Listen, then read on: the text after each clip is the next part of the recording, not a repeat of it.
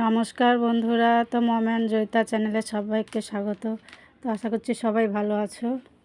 তো দেখো আমি পনিরের তরকারিটা কিভাবে করেছি সেটাই তোমাদের সাথে শেয়ার করছি। তো কি কি লেগেছে দেখো, আলু, পেঁয়াজ, আর হচ্ছে আদা, টমেটো। আর আমি এদিকে ভাত বসিয়ে দিয়েছি, ভাত হচ্ছে। আর পাশে হচ্ছে মুসুর ডাল সেদ্ধ, মুসুর ডাল হবে, পনিরের তরকারি হবে। হচ্ছে কাজে গেছিলাম, কাজ থেকে এসেছি তখন 11:30 বেজে গেছে। এসেই তাড়াতাড়ি করে রান্না বসিয়েছি। তো ডালটা সেদ্ধ হয়ে গেছে। তো দেখো পনিরগুলো কেটে নিয়েছি।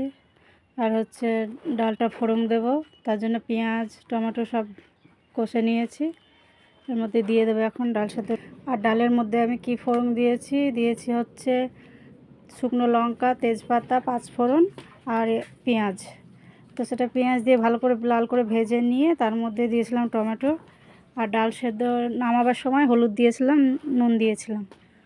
তো দিয়ে দিয়েছি কড়ার মধ্যে। হয়ে গেছে ডালটা। এখন হচ্ছে পনিরটা বসাবো, তার জন্যে এগুলো সব রেডি করে নিয়েছি। তো প্রথমে হচ্ছে পনিরটাতে একটু নুন হলুদ দিয়ে ভেজে নেব, তার জন্যে কড়া চাপিয়ে দিয়েছি। তো কড়ার মধ্যে দিয়ে দিয়েছি পনিরটা। তো দেখো, তো পনিরটা দিয়ে ভালো করে লাল করে ভেজে নিয়েছি। এবার হচ্ছে পনিরটা ভাজা হয়ে গেছে, তুলে নেব। তো তুলে নেওয়ার পরে হচ্ছে তার মধ্যেই দিয়ে দেব কেটে রাখা আলুগুলো। তো আলুগুলো দেওয়ার পরে হচ্ছে দিয়ে দিলাম একটু নুন আর একটু হলুদ। আলুগুলোকে ভালো করে নেড়ে ভেজে নেব লাল লাল করে।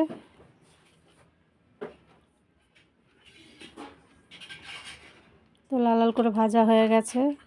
তো এবার এগুলো নামিয়ে নেব। দেখো নামিয়ে নিচ্ছি। এবার হচ্ছে ওই কড়াতে ওই তেলের মধ্যে আর একটু তেল দেব, দিয়ে তেজপাতা দিলাম। তার মধ্যে হচ্ছে এবার দিয়ে দিলাম পেঁয়াজ বাটাটা, মানে পেঁয়াজটা ঘষে নিয়েছিলাম, বাটিনি। তো পেঁয়াজটা দেওয়ার পরে ভালো করে ভেজে নিলাম, একদম নেড়ে চেড়ে ভেজে নিতে হবে। তার মধ্যে দিয়ে দিলাম হচ্ছে আদা ঘষে রেখেছিলাম, টমেটো ঘষে রেখেছিলাম সেটা। তো এগুলো দিয়ে ভালো করে কষে নিতে হবে। তারপরে দিলাম হলুদ, তার মধ্যে দিলাম হচ্ছে জিরে গুঁড়ো, ধনে গুঁড়ো, আর হচ্ছে শুকনো লঙ্কা আর নুন দিলাম। এবার এটা একটু জল দিয়ে ভালো করে কষে নিতে হবে। তো কষে নিলাম, ভালো করে কষে নিয়েছি। নেওয়ার পরে এবার দিয়ে দেবো এর মধ্যে ভাজা আলুগুলো। তো দিয়ে দিলাম আলু ভাজাগুলো।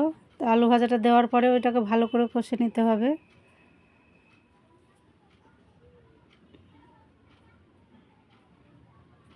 তো কষতে কষতে দেখো আলুটা অলরেডি সেদ্ধই হয়ে গেছে।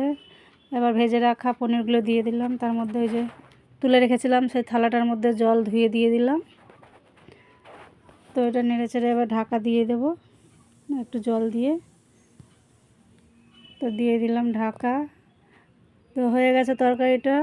এর মধ্যে দিয়ে দিলাম কাঁচা লঙ্কা আর হচ্ছে একটু গরম মশলা দিয়ে দিলাম। তো হয়ে গেল রান্নাটা আমার। তো দেখো নামিয়ে নিয়েছি। তো কেমন হয়েছে তোমরা কমেন্টে জানাও। তা এই ভিডিওটা আজকে এই পর্যন্তই। তো সবাই ভালো থেকো, সুস্থ থেকো। জয় নিতাই।